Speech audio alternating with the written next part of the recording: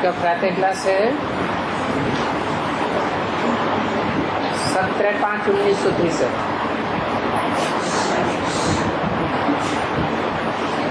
Record चला है निर्बल से लड़ाई बलवान की। ये कहानी है दिए और तूफान की।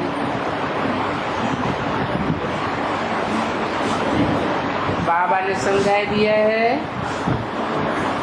जब ऐसे ऐसे गीत सुनते हो तो हर एक को अपने ऊपर ही विचार सागर मंथन करना होता है। अब ये तो बच्चे जानते हैं कि जब मनुष्य मरते हैं तो 12 रोज दीवा जलाते हैं,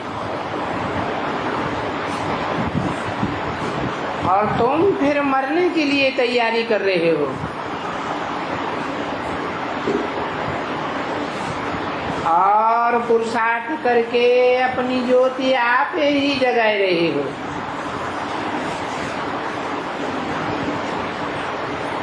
तूफान तो हर एक को ही आने हैं, क्योंकि आँख हानि तो एक ही की जाती है ना। ये भी तो एक आँख हानि कहो, कहानी कहो, एक ही है ना। सत्यनारायण की भी एक ही कहानी है।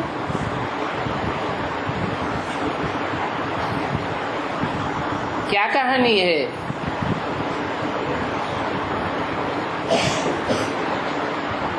सतयुग की आदि में उनकी आत्मा रूपी ज्योति निश्चल होकर के रहती है, और कलयुग के अंत में माया के तूफानों से चंचल हो जाती है।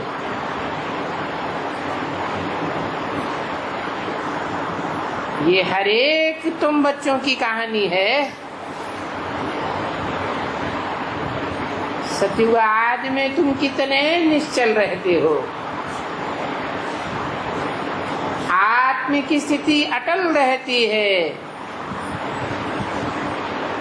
और कलयुग के अंत में चलायमान हो जाती है।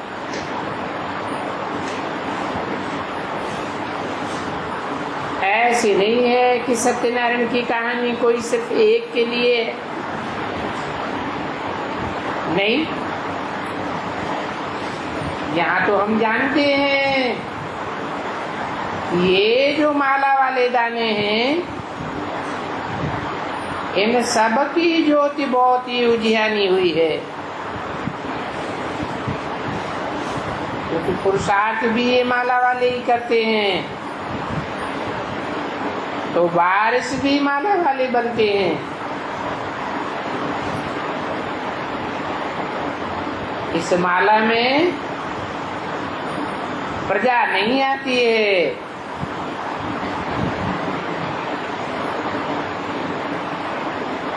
क्योंकि प्रजा तो पुरुषार्थ ही नहीं करती है।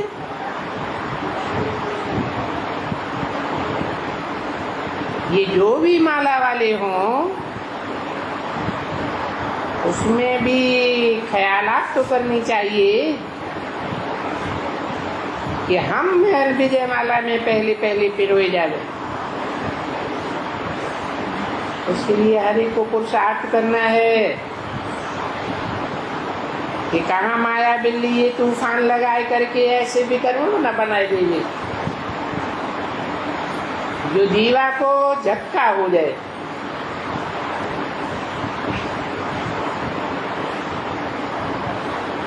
अभी इसमें योग का भी बल चाहिए,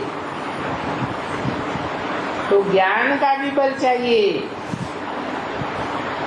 ज्ञान और योग दोनों चाहिए,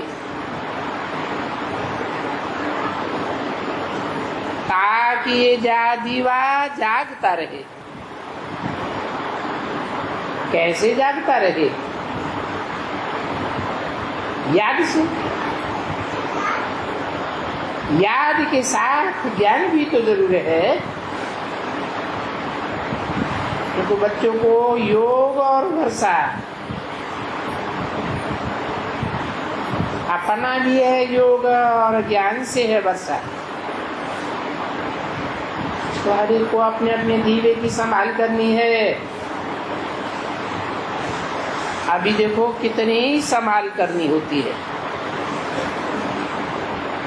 तुम जानते हो माया कितना हैरान करती है, और बरोबर पुरुषार्थ भी अंत तक चलना है। पुरुषार्थ तो चलना ही है, ऐसे नहीं है कि रेस के घोड़े कोई चलते चलते डेस्टिनेशन को पहुंच जाते हैं। डेस्टिनेशन को यानी उसे लक्ष्य को पहुंचना तो है ही,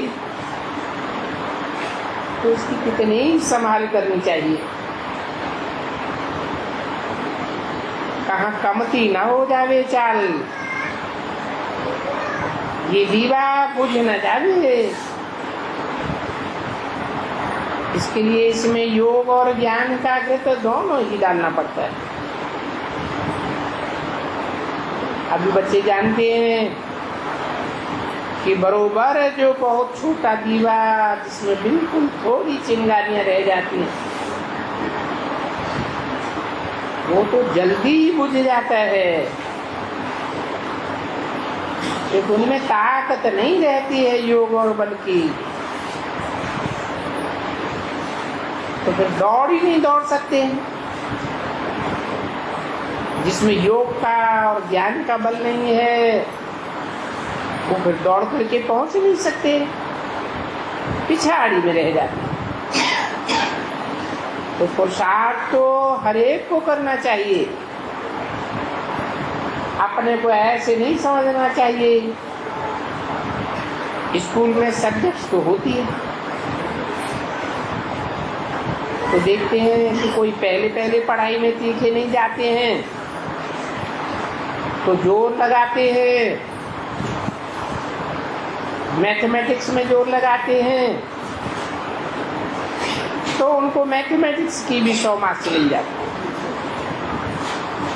ऐसे ही यहाँ भी जोर देना चाहिए। अच्छा वो नहीं तो भला इसमें सब्जेक्ट्स में तो बहुत है, सर्विस की सब्जेक्ट है,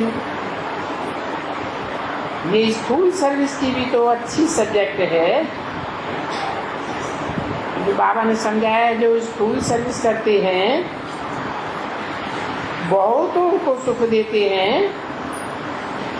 उनका दुआओं का खाता बहुत जमा हो जाता है।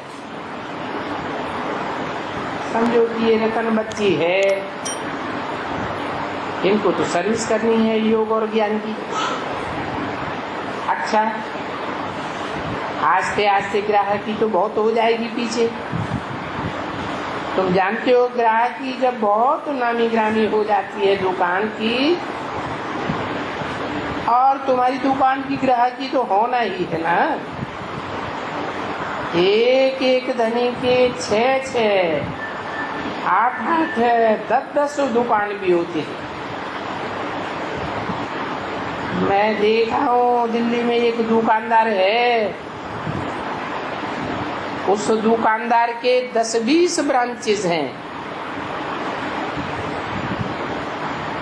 ये कपड़े सिलाई आदि की तो बहुत ब्रांचेस होती है ना, और सभी ब्रांचेस एक जैसी तो नहीं चलती। कोई में ग्राहकी कम होती है, कोई में जास्ती होती है। जब जास्ती ग्राहकी होती है तो बहुत बिजी हो जाती है, तो उनको भी फुर्सत नहीं होती है। तुम्हारा भी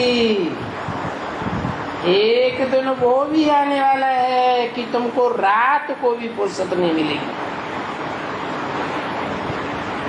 क्योंकि जब लोगों को मालूम पड़ेगा कि बाबा आया हुआ है और वो भगवान बाबा टूट खजाना देते हैं, अर्थात ज्ञान का सागर आया हुआ है, तो तुम रात दिन सर्विस में बिजी हो जाओगे। बाबा ने बहुत समझाया है, ये ज्ञान सागर आकर के रतन देते हैं, झोली भरते हैं, और ये तो है अविनाशी ज्ञान रतन। जिनसे इतना तो तुमको पद मिलता है। जब तुम नामी ग्रामी हो जाएंगे, सबको मालूम हो जाएगा, तो दुकानों पर कितनी ग्राहकों की भीड़ होगी।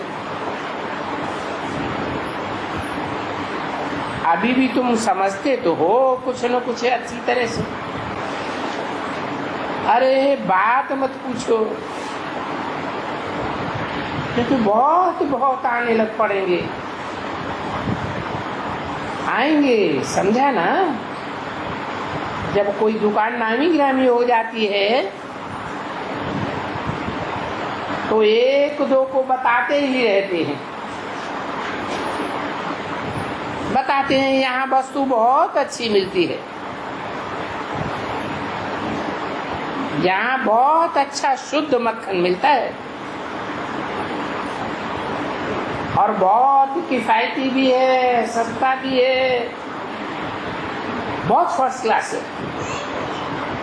तो ये जानते हो कि बरोबर यहाँ जो राज्यों की शिक्षा मिलती है वो तो गारंटेड शिक्षा है। और बाहर में देखो क्या मिलता है। 17/5/63 की वाणी का दूसरा पीठ। ज्ञान रत्नों के पीछे झोली में पत्थर डाल देते हैं। आगे चल करके जब मालूम हो जाएगा बहुतों को, तो फिर तुमसे कुछ भी नहीं पूछेंगे। अभी क्या करते हैं? अभी तो पूछ पूछ की बहुत पूछ लगाते हैं।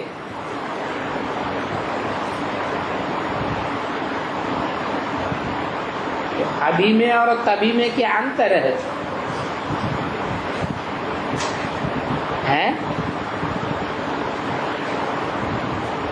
अभी जो इतना पूछ पूछ करते हैं,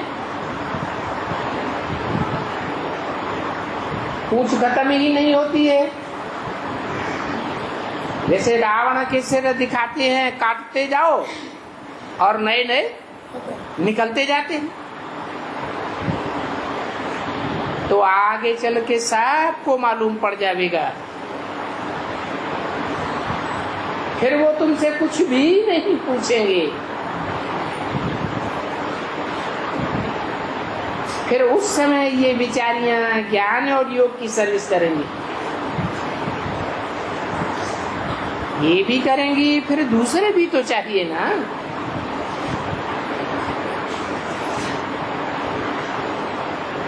उस बहन को देवे, उनको खिलावे पिलावे। तो देखो, ये भी जब कोई बुद्धि में रहता है कि मैं योग में रह करके, बाबा की याद में रह करके सेवा करूंगी, तो बहुत कहते हैं कि मेरी वाणी नहीं खुलती, मैं भाषण नहीं कर सकता हूं। अच्छा, तो फिर क्या करना चाहिए? दूसरी क्या सब्जेक्ट है जो मेरा भाग्य बन जावे? खाना पकाना है, फलाना खाना पकाता है ना, बहुत सर्विस पड़ी हुई है। अगर उसमें लग जावे तो भी बहुत मार्क्स मिलती है, क्योंकि सब खाने वालों की आशीर्वाद मिलती है। देखो, बाबा उदाहरण तो बहुत देते हैं। जैसे ये भोली बच्ची है, ये कितनों का खाना पकाती है, फिर उनके साथ ये बूढ़ी भी है। अभी वो दोनों तो जानती हैं कि बरोबर हम योग और ज्ञान की सर्विस नहीं कर सकेंगी। कौन दोनों? भोली दादी और उनके साथ रहने वाली बूढ़ी। तो फिर क्या कमी है? वो 100 मार्क्स कैसे लेवे? तो फिर ये स्थूल सर्विस है। उनकी भी बहुत सर्विस है, क्योंकि सबकी आशीर्वाद मिलती है। इनकी भी आशीर्वाद मिलती है। किनकी है? अरे ब्रह्मा का क्या गाया हुआ है? ब्रह्मा का भोजन गाया हुआ है ना, तो इनकी भी आशीर्वाद मिलती है। ये भी कहेंगे थैंक यू भोली, तुम हमको रोटी पका करके खिलाती हो, मुझको तो इतनी फुर्सत नहीं है जो सबको रोटी पका करके खिलाऊं। ऑटोमेटिकली ऐसे ही हो जाता है। तो उनको भी तो मार्क्स मिल जाने की है ना, क्योंकि यज्ञ में जो भी सर्विस करेंगे तो कोई न कोई को सुख जरूर मिलना है। ये बहुत सस्ती खान है, इस खान को कोई जानते नहीं है। ये हीरो जवाहरातों की, अविनाशी रत्नों की खान है। मनुष्य तो इन रत्नों को जब न जान करके 8 रत्नों की अंगूठियां बनाते हैं, मालाएं डालते हैं, पूजते रहते हैं। उनको ये मालूम नहीं है ये माला किस चीज की बनी हुई है। तुम बच्चे जान चुके हो कि हमें ऐसे ये माला के दाने बनते हैं।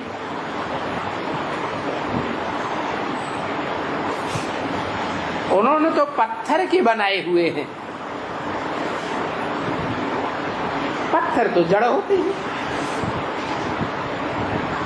तुम तो चैतन्य दाने हो ना। तुम जानते हो कि हम ही यहाँ पुजारी बनते हैं। हम ये बैठ करके ऐसे ऐसे करते हैं और पता ही नहीं पड़ता है हम ये क्या करते हैं। तो देखो ये नॉलेज कितनी वंडरफुल है। बाबा बोलते हैं इस बात को क्या दुनिया में कोई नहीं जान सकते हैं? कोई एक को भी मालूम नहीं है क्या? जिसको ये माला का दाना अगर मालूम होता तो इनको भी तो मालूम पड़ जाता ना। गुरु तो बहुत किए हैं, कोई तो गुरु निकलता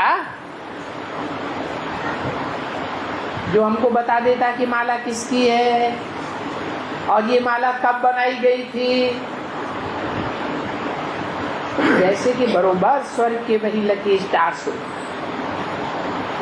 तुम स्वयं मालिक बने बैठे हो।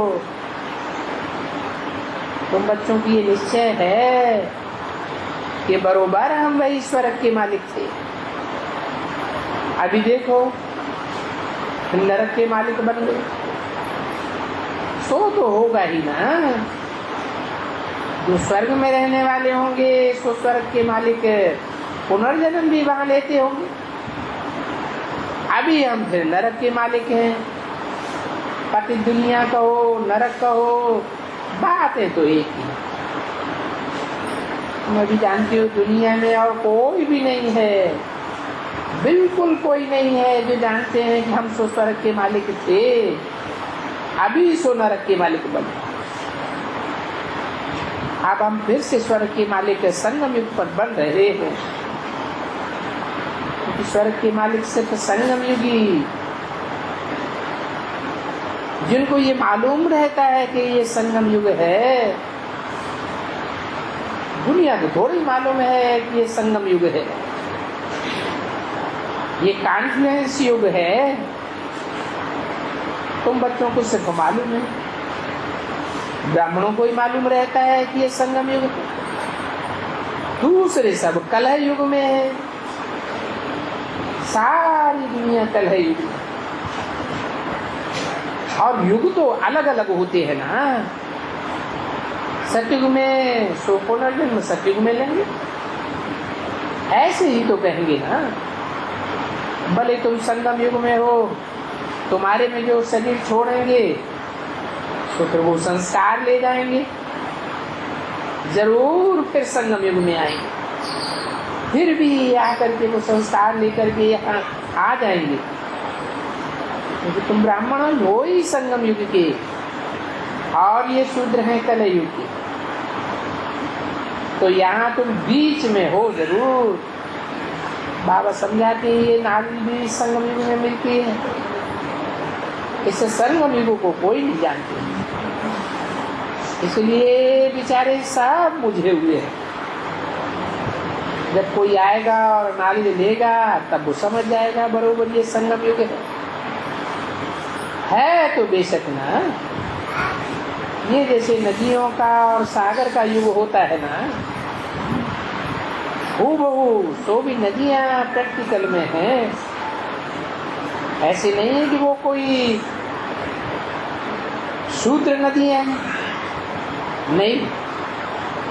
तुम ब्रह्मा कुमार कुमारियां ज्ञान गंगाएं अभी संगम युग पर हो। शूद्र कोई भी संगम युग पर नहीं है। अभी तुम बच्चों को तो अच्छी तरह से पुरुषार्थ करना ही है, और ये पुरुषार्थ की रेस करनी है। तुमको ये सारी दुकानें संभालनी है। 75% की वाणी का 30%, जिनमें योग और ज्ञान नहीं होगा वो दुकानें नहीं संभालेंगे।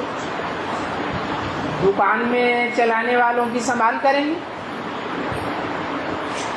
जैसे दुकान होता है तो रसोइये भी होते हैं ना,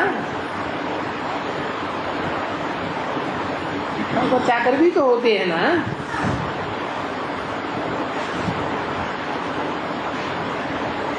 संभाल तो करते हैं ना, उनको भी तनख्वाह मिलती है, मुफ्त में तो नहीं करते हैं। बाबा उनको भी तो देने वाला है ना, वो भी तो ब्राह्मण है ना। और ब्राह्मण सब एक रस तो नहीं होते हैं।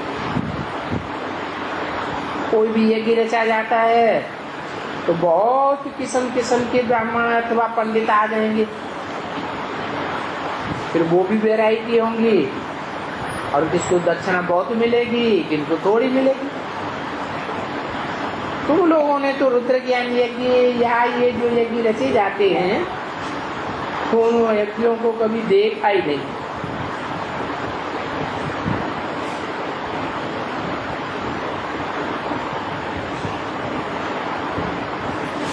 चारी परमल मनदास ने सिंध में रुद्र यज्ञ रचा था,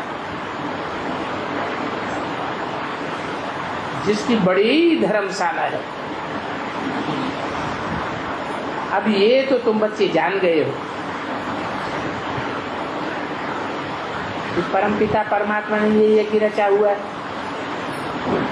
बरोबर हम ब्राह्मण हैं और हमारा धंधा ही है मनुष्य को देवता बनाना।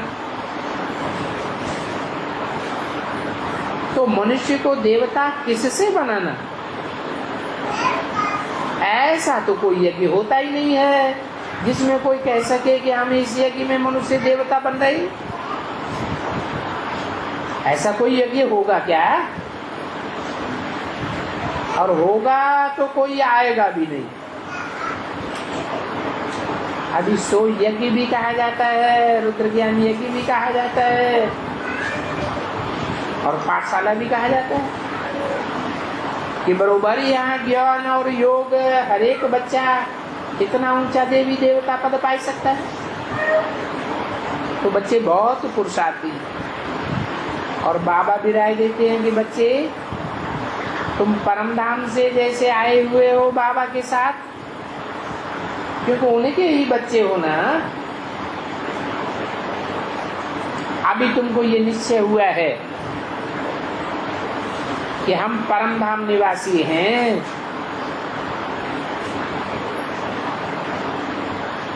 हम यहाँ अभी इस समय में बाबा की मत से स्वर्ग की स्थापना कर रहे हैं, श्रीमत से स्वर्ग के मालिक बन रहे हैं। स्वर्ग की स्थापना माना ही स्वर्ग के मालिक। जो स्थापना करेगा वो मालिक तो जरूर बनेगा। तो बच्चे ये जानते हो अच्छी तरह से, जैसे दुनिया में हम हैं मोस्ट लकी एक ज्ञान सूर्य, ज्ञान चंद्रमा, ज्ञान सितारे। इनको बनाने वाला कौन है? तो ज्ञान सागर, क्योंकि ये तो स्थूल में है ना। ये सूर्य, ये चंद्रमा, सितारे, ये सब स्थूल में। उन स्थूल सितारों के साथ तुम्हारी भेंट की जाती है, तो हम भी स्कूल में होंगे। फिर ये बच्चे जानते हैं हमको ऐसा बनाने वाला है ज्ञान सूर्य, ज्ञान चंद्रमा, ज्ञान लकी सितारे। ज्ञान का सागर है ना, नाम तो पड़ेगा ना। ज्ञान सागर है, ज्ञान सूर्य के हम फिर यहाँ के बच्चे। बाबा तो यहाँ का रहवासी नहीं है। बाबा कहते हैं मैं तो रहवासी वहां का भी नहीं हूँ, मैं तो आता हूँ फिर तुमको आप समान बनाता हूँ, और बनाना भी तुमको यहाँ है। ज्ञान सागर, ज्ञान सितारे, ज्ञान सूर्य, ज्ञान चंद्रमा।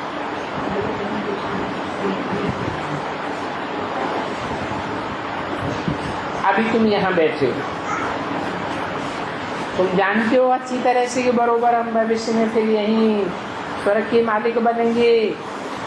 ये सारा मदारा भाई हमारे पुरुषार्थ के ऊपर है, और बरोबर हम वारियस भी हैं। कौन से वारियस? माया पर जीत पाने वाले वारियस। ऐसे कोई है नहीं जो कह सके, क्योंकि अक्षर ही बदल गए। माया उसको कहा जाता है, वो कह देते हैं मन जीते जगत जीत। तो मन को अमन करने के लिए या मन को वश करने के लिए देखो कितना योग आदि करते हैं। तुम्हारे से थोड़ा ही कोई प्राणायाम सीखा जा सकता है, तो बड़ा डिफिकल्ट है और अनेक प्रकार का है। तुम उसे नहीं समझना। यहाँ से रस्सी डालते हैं और नीचे से निकालते हैं। ये साफ करेंगे, वो फलाना करेंगे। अथाह है इनकी किस्म किस्म की हठ योग। बाबा कहते हैं बच्चों, मैं तो तुमको कोई तकलीफ नहीं देता, सिर्फ इतना ही कह देता हूँ कि बच्चे मेरे पास आना है। ऐसे कोई मनुष्य नहीं कहेंगे कि मेरे पास आना है। कहाँ मेरे पास? अरे मुझे अपने परम पिता परमात्मा के पास, मैं तुम बच्चों को लेने आया हूँ। अभी तो ऐसे कोई कह ही नहीं सकता। भले अपन को कोई ईश्वर भी कहे, परंतु अपन को ऐसे गाइड नहीं कह सकते हैं। ये बाबा तो कहते हैं मैं मुख्य पंडा हूँ। इस पंडे को कालों का काल भी कहा जाता है। मैं कालों का काल हूँ। जैसे सत्यवान और सावित्री की कथा थी। सत्यवान को एक काल ले जा रहा था, तो सावित्री उनको बोलो नहीं, इनको नहीं ले जाओ। अभी तुम तो खुश होती हो। अगर मैं तुम्हारी आत्माओं को अपने साथ ले जाऊंगा तो रंज तो नहीं होंगी ना। वो तो रंज हो पड़ी थी। कौन है? कौन रंज हो पड़ी थी? अरे किसकी बात हो रही थी? 55 साल। सावित्री तो रंज हो पड़ी थी। कौन थी वो सावित्री? उसका जिस्मानी लव था ना, तो रंज हो पड़ी थी। तुम तो खुश होती हो ना? तुम रंज होती हो या खुश होती हो? है? अरे बाबा ने तो तुम्हारा नाम ही रंजना बदल करके क्या रख दिया? वेदों का अंत करने वाली वेदांती रख दिया। अभी तुम्हारा तो रूहानी लव है। इस रूहानी लव में सारे वेद शास्त्र खलास हो जाते हैं। जानते हो कि हमारे बाबा आए हुए हैं।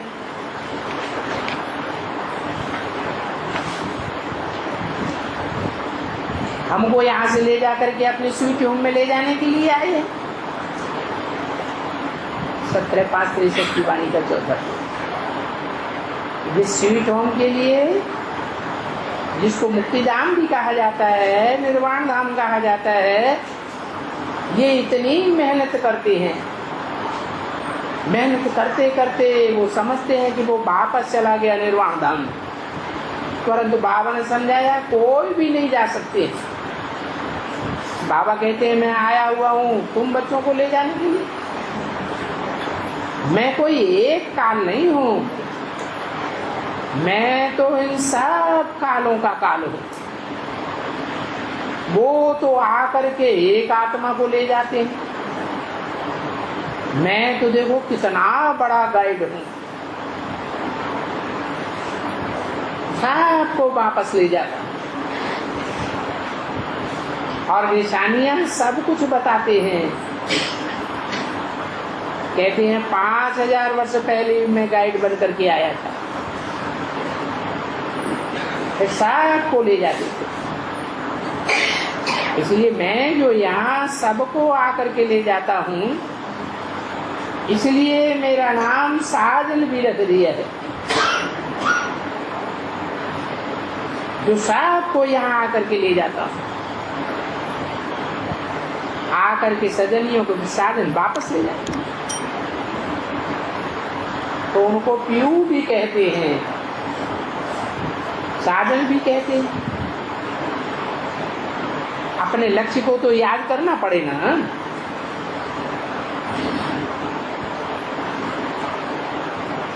शास्त्रों में पीयू नाम कब कहा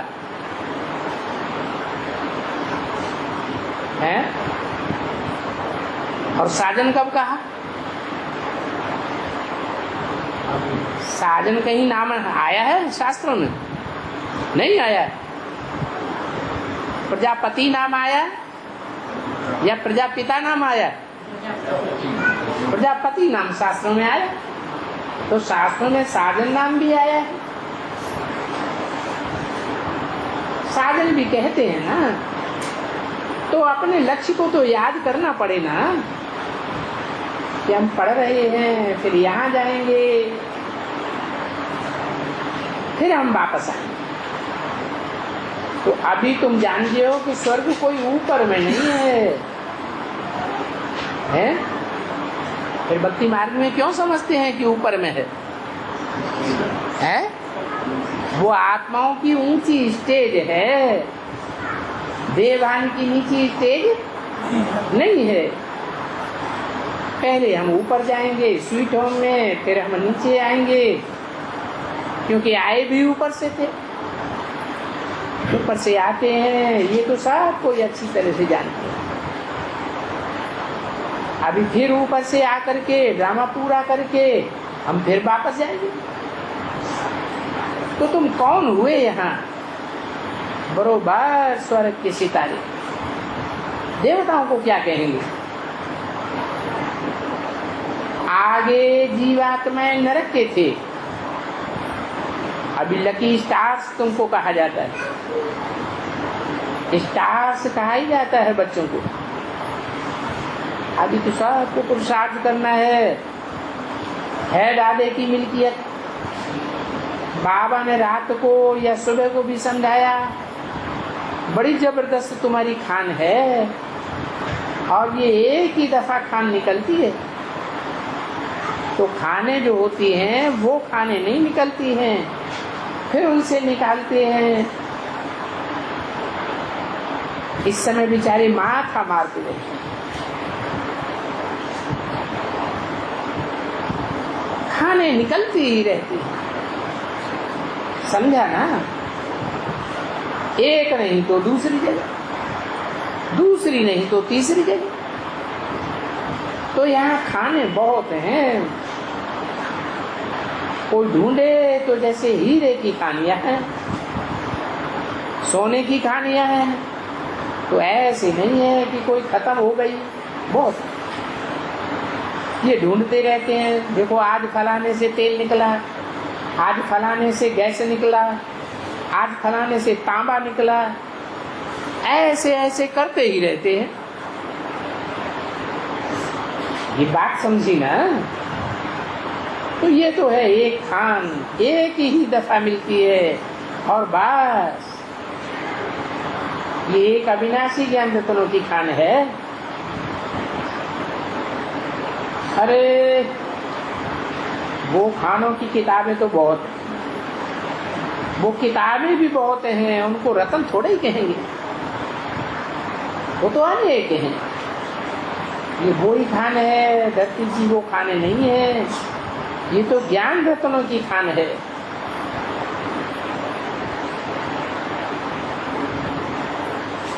इसको ज्ञान सागर कहा जाता है। ये अविनाशी ज्ञान रत्नों की निराकारी खान है। खान कहने से कोई समझेंगे नहीं कि ये कोई परमात्मा के लिए कहते हैं, और हम तो कहते हैं जरूर ना, बरोबर। ये है अविनाशी ज्ञान रत्नों की खान, और उस खान से हम झोलियां भरते हैं। इसको भी फिर नॉलेज कहा जाता है।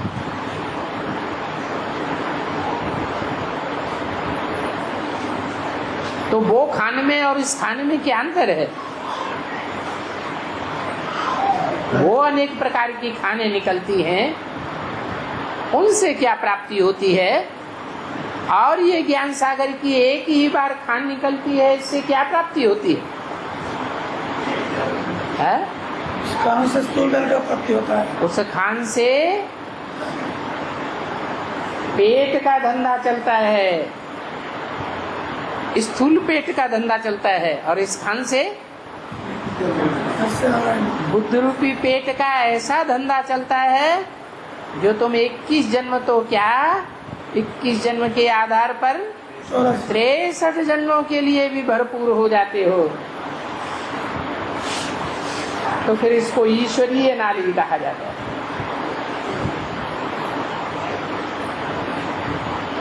तो इस खान का सभी को अविनाशी ज्ञान रतन देने के लिए कितना पुरुषार्थ चल रहा है। हर एक को फकुर भी तो रहना होता है। जहाँ दुकान पर मैनेजर है, भागीदार या कोई भी रहते हैं और धंधा जास्ती करते हैं, तो उनका नाम है चार भी निकलता है। जैसे कि वो अपनी बड़ी बादशाही स्थापन कर रहे हैं, क्योंकि प्रजा भी बनाए रहे हैं, तो अपने वारिस भी बनाए रहे हैं। तो तुम बच्चों को इतना फकुर होना चाहिए। बड़े बड़े सेंटर में जाकर के भले रह भी सकते हैं कि वहां आकर के सब सीखें। देखो यहाँ कितने आते हैं सीखने के लिए, अब बताओ यहाँ इतने क्यों आते हैं? यहाँ तो जैसे कि खान पर आ जाते हैं, तो ये खान से निकले हुए बच्चे हैं, ये खान पर आते हैं, तो यहाँ से झोली भर भर करके फिर जा करके दान देना पड़ता है। और धारणा कोई बहुत मुश्किल तो नहीं है। बाबा ने समझा दिया है कि परमपिता परमात्मा तो ज्ञान का सागर है। अविनाशी ज्ञान रतन से झोली भरते हैं, बाबा ने आगे भी समझा दिया था कि वो समुद्र नहीं है जो दिखलाते हैं कि आकर के थाली भर भर कर देवताओं को खान देते हैं रत्नों की। तो देवताओं को वो सागर से तो रत्न नहीं मिलते होंगे।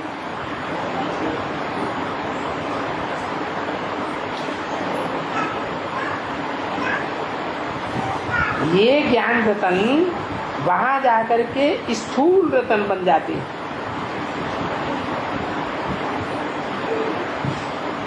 कौन से ज्ञान रतन? जो यहाँ ईश्वर से ज्ञान रतन लेते हो वो ज्ञान रतन वहां नई दुनिया में जाकर के क्या बन जाएंगे? कैसे?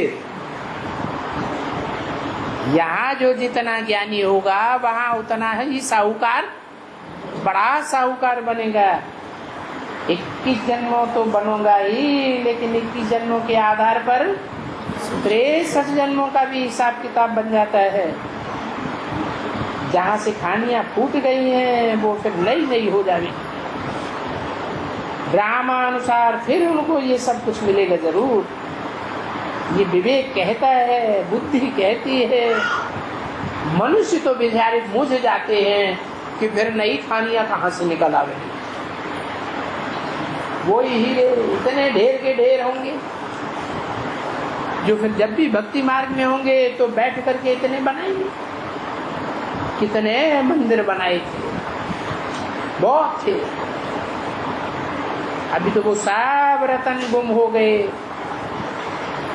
कोई ऐसी जगह में आर्थिक एक आद्या हो जाते हैं तो वस्तु फिर किसको मिल ही नहीं सकती, क्योंकि देवताओं की चीजें हैं। वो देवताओं की चीजें असुरों के लिए तो नहीं है। वो जैसे जहाँ भारी भारी अर्थ के होते हैं, कहाँ न कहाँ खलास हो जाते हैं, गुम हो जाते हैं। बहुत थोड़े निकलते हैं जो इनको हाथ में आते हैं। नहीं तो खजाना तो बहुत होना चाहिए। यानी ऐसा एक तो नहीं है जिनके महल बनते हैं। यहाँ जो रजवाड़ा राजी होते हैं उनकी कंपटीशन देखो, जा करके जयपुर की दरबार देखो, अलवर की देखो, बीकानेर की देखो, इनके कितने अच्छे अच्छे हैं। वहां भी तो शौक होता होगा ना, सब कोई अपना अच्छा अच्छा करके बनाएगा। अब ये तो बच्चे जान गए हैं कि बरोबर हूबहू जैसे कल पहले हमने अपने ये मकान बनाए थे वो फिर जा करके बनाएंगे। वहां बनते तो बिल्कुल सहज हैं, क्योंकि साइंस जिसको कहा जाता है वहां तो ये साइंस नाम नहीं होगा। क्या यहाँ साइंस नाम है, वहां ये साइंस नाम नहीं होगा, वो तो और ही कोई नाम होगा। यहाँ तो साइंस साइंस करते रहते हैं। साइंस का हिंदी अक्षर का पता नहीं क्या है, ब्रैकेट में लिखा है, किसी ने कहा विज्ञान। अभी विज्ञान और ज्ञान नाम तो इसने साइंस का रख दिया है, कोई है थोड़े ही। वहां ज्ञान विज्ञान तो महल को भी कहते हैं। ज्ञान और विज्ञान महल, विज्ञान महल बनाते हैं दिल्ली में, विज्ञान भवन नाम रख देते हैं। ज्ञान और विज्ञान की बात तो वहां है नहीं। कहाँ? दिल्ली के ज्ञान विज्ञान भवन में ज्ञान विज्ञान की बात ही नहीं। तो अभी तुम जानते हो विज्ञान कहेंगे योग को, सच्चा सच्चा योग। और ज्ञान तो यही है, ज्ञान से हमको रतन मिलते हैं और योग से हम एवर हेल्दी बनते हैं। सच्चा सच्चा ज्ञान और विज्ञान तो इनको ही कहा जाता है। वो लोग तो इतने सब नाम रख करके कुछ न कुछ डाल दिए। कोई भवन तो बनने का नहीं है। योग और ज्ञान तो नॉलेज है, सहज योग और सहज ज्ञान, जिससे फिर वैकुंठ के भवन बनेंगे, मकान बनेंगे। भवन मकान को कह देते हैं। सो तो इस नॉलेज को अपन सब जान चुके हैं। क्या जान चुके हैं? दूसरा तो कोई नहीं जानते। तुम यहाँ बैठे हुए हो, तुम जानते हो कि बरोबर हम इस समय भारत को स्वर्ग बनाए रहे हैं।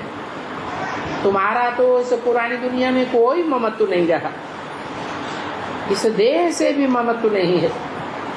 तुम्हारी आत्मा अब कह रही है कि हम आत्मा स्वर्ग में जाए करके नया शरीर लेकर के हम नई दुनिया में रहेंगे। अभी ये आत्मा की ही बात हुई ना, पूरा आत्मा का ज्ञान ही चलता रहता है। वहां भी आत्मा का ज्ञान पूरा रहता है, परमात्मा का ज्ञान नहीं होता है। आत्मा को ज्ञान रहता है हम ये शरीर छोड़ करके दूसरा फर्स्ट क्लास छोटा शरीर लेंगे, इतना ज्ञान वहां रहता है, इसलिए दुख शोक नहीं होता है। तो समझते ये तो अच्छा ही है, तो तकलीफ तो होती नहीं है। हाँ, इतना जरूर समझते हैं कि ये शरीर बूढ़ा हो गया, दूसरा अच्छा शरीर लेना है, फिर भी दुख तो कोई नहीं होता है। न वहां गर्भदेह में कहाँ भी दुख नहीं होता। अब ये ज्ञान तो तुम सब बच्चों को है कि बाबा हमको ऐसा बनाए रहे हैं, जैसे हम कल पहले भी बने थे। ये तो ज्ञान है ना कि बरोबर हम वही मनुष्य से फिर देवता बन रहे हैं। वो कोई बड़ी बात नहीं हुई है। कल पहले भी यही अनेक धर्म थे। गीता में तो नहीं लिखा हुआ है कि अनेक धर्म कौन कौन से थे। लिखा है? इस्लामी बौद्धिक क्रिश्चियन आदि लिखा है गीता में? है? ये लिखा है कि धर्म बहुत थे, धर्म के नाम पर अधर्म थे, उनका आकर विनाश किया। तो क्या गीता में लिखा हुआ है? बोलो, लिखा हुआ कि कहाँ इस्लामी बौद्धिक क्रिश्चियन इत्यादि इत्यादि धर्म थे? लिखा है? ऐसे भी लिख देते तब भी मनुष्यों की आंखें खुल जाती। क्या कहा है? सर्वधर्मान परित्यज्य माम एकम शरणम व्रज। वो कौन कौन से सब धर्म हैं जो त्यागने की बात बोली? अगर वो भी लिख देते ये इस्लामी बौद्धिक क्रिश्चियन आदि मनुष्य के बनाए हुए धर्म हैं, इन सब को छोड़ दो, तो मनुष्यों की आंखें खुल जाती। बरोबर वो अनेक धर्म भी तो अभी है ना, परंतु गीता में ये कुछ भी बातें नहीं। गाया जाता है कि बरोबर आज सनातन देवी देवता धर्म की स्थापना ब्रह्मा द्वारा और अनेक धर्मों का विनाश।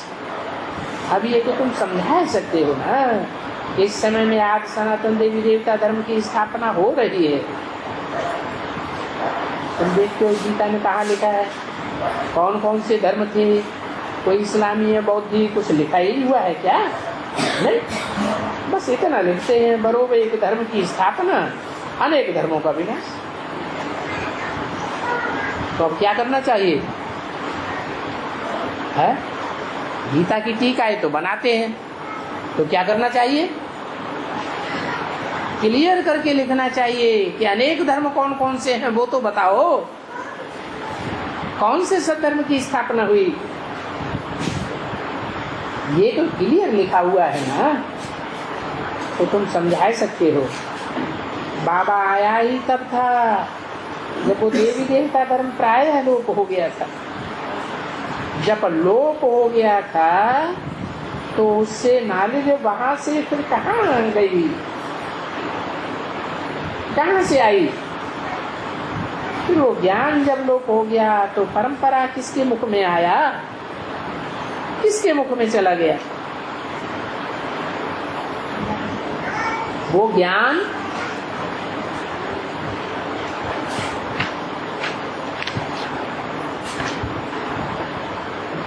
किसने सुनाया फिर दोबारा? 17 5 63 की वाणी का छठा पेज। तो ये समझाना तो बहुत सहज है। स्थापना, विनाश और फिर पालना। अब बताओ विनाश किसका हुआ?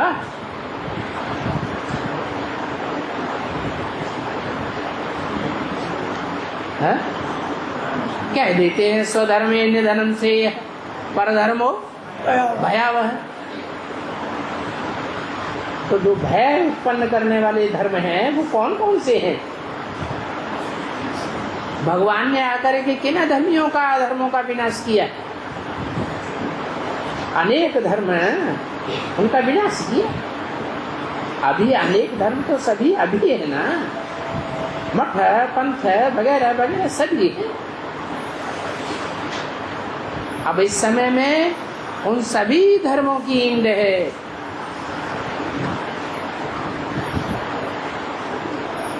तो क्या और नए नामी ग्रामी धर्म आएंगे? अभी और इससे भी नामी ग्रामी धर्म आएंगे। आते होंगे तो यही विचारे आते होंगे, जिनकी ये डालियां इनमें पत्ते बहुत बन जाते हैं। तो ये सारा ज्ञान बुद्धि में रहता है अच्छी तरह से। ऐसे तो नहीं समझते हो कि ये सारा ज्ञान बाबा बताते हैं और ये कुछ जानते ही नहीं है। रोज बाबा बताते हैं, ये कुछ नहीं बताते हैं। ऐसे तो नहीं समझते हो कि ये कुछ भी नहीं जानते। अगर हम कह दें हम ही बताते हैं, हमने कल पहले इस समय में ये ज्ञान तुमको नहीं दिया था, तो इनका कुछ ज्ञान तो होगा ना जरूर, क्योंकि इनका भी तो ड्रामा में पार्ट है ना नॉलेज का। ब्रह्मा का भी तो पार्ट है ना, श्रीमत ब्रह्मा की है ना। तो भला क्यों इनकी मत गुम हो गई है?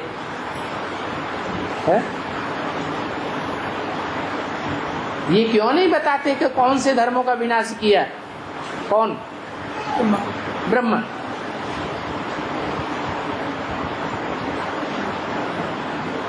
भला ब्रह्मा की क्यों रह गई है? ब्रह्मा के नाम पर तो कहते हैं, कृष्ण के नाम पर तो कोई श्रीमत कहते नहीं है, क्योंकि ब्रह्मा तो श्रीमत की दरकार ही नहीं है, सब श्री श्री होते। यहाँ तो इस दुनिया में एक भी श्री नहीं है। वहाँ श्रीमत है तो जरूर श्रेष्ठ मत होगी। तो उनके ऊपर नाम क्यों पड़ा है श्री श्री राम, श्री श्री ये फलाना, सब श्रीमत। यथा राजा रानी तथा प्रजा, श्रीमत माना श्रेष्ठ मत। सबको श्रेष्ठ मत किसने दी होगी? जरूर कोई ने तो दी होगी। तो देवताएं सब श्रीमत हो गए, यहाँ तो फिर सब आश्रीमत पर आ इनमें आकर के मिल गई। आ माने नहीं, ये सभी आश्रीमत हैं, वो सभी श्रीमत हैं। श्रीमत से स्वर्ग आया और मनुष्य मत से नरक आया। श्रीमत से श्रेष्ठ धर्म की स्थापना हुई और आसुरी मत से अनेक आसुरी धर्मों की स्थापना हुई।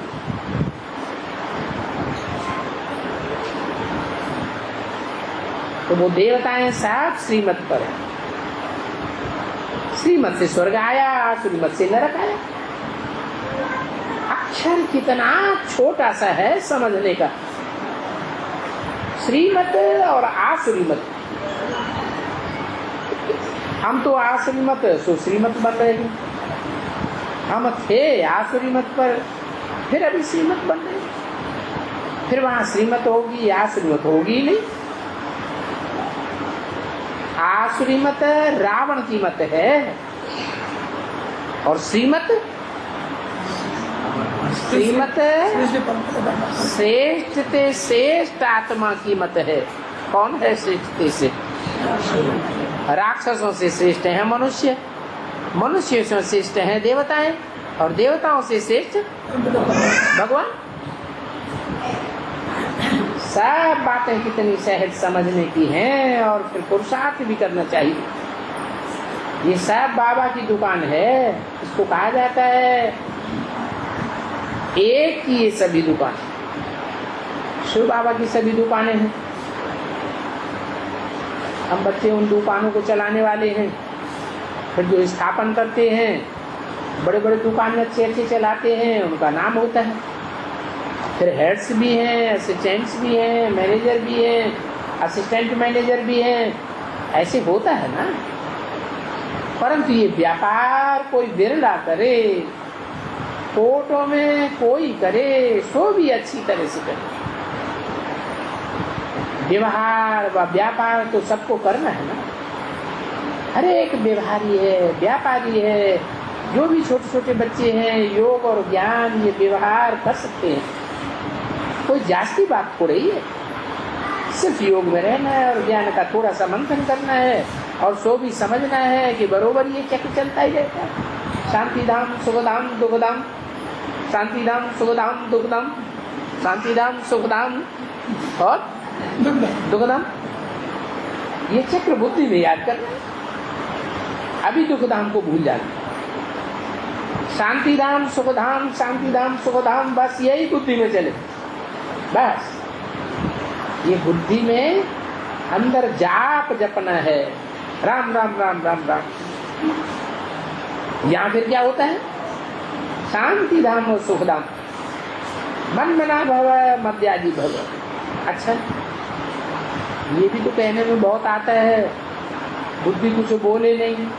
देखो शिवपुरी विष्णुपुरी बुद्धि में आ गया।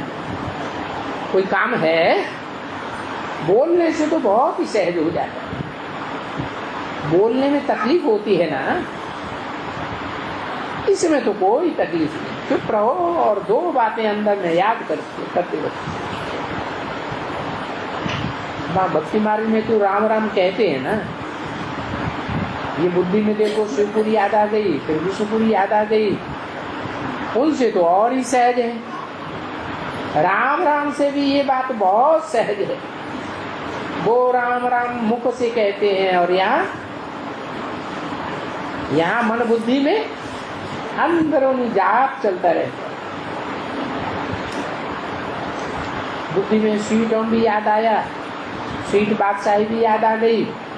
वो सबसे स्थूल मंत्र ये है, ये सूक्ष्म मंत्र है, बिल्कुल अति सूक्ष्म याद, कोई भी तकलीफ नहीं देते। और तुम जानते हो, देखो कि मक्खन से बाल निकल आता है। हम स्वर्ग के मालिक बन जाते हैं, क्या करने से? याद करने से। सुखधाम और शांति धाम, बुद्धि कहती है ये दुखधाम है। पहले हमको शांति धाम में जाना है। सबसे सिंपल मंत्र ये है, जो अंदर में चल सकता है, आवाज भी नहीं करना पड़ती। ये गुप्त, बाप से गुप्त वर्षा मिल जाता है। चुप रहने से ही वर्षा मिल जाता है। अभी इन जैसा सस्ता सौदा कोई देगा? बस दो बातें याद करना और कुछ भी नहीं करना। बाप से वर्षा लेना कोई कम बात है क्या? अगर यही जपते जपते शरीर छोड़ देवे तो बहुत अच्छा है। क्या क्या जपते जपते शरीर छोड़ देवे? सुखधाम और शांति धाम, सुखधाम और शांति धाम, और कोई तकलीफ नहीं। तो अब तुम बच्चों को ये पुरुषार्थ करना चाहिए। इस पुरुषार्थ को अच्छी तरह से पकड़ो। इस पुरुषार्थ को, शांति धाम और सुखधाम को याद करने का।